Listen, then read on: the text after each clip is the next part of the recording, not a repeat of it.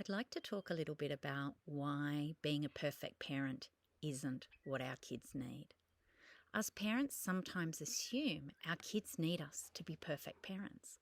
However, aiming for perfection actually limits our ability to love unconditionally and to love ourselves unconditionally. It's very difficult to be emotionally generous to our kids if we're critical of ourselves.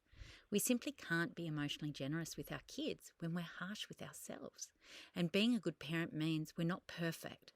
Rather, we own our mistakes and make things right with our kids.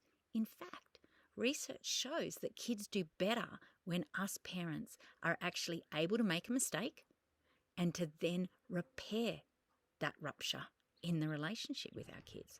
Now, I don't mean when kids are abused or hurt.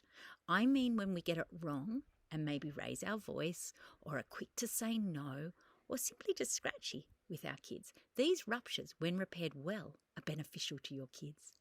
So if you are a parent who believes you must be perfect, consider letting go of this belief. Try to get rid of all the should statements. The should statements such as, I should be perfect. I should have been able to manage that better. I should be able to. Let's just drop these shoulds and replace them with unconditional love for yourself.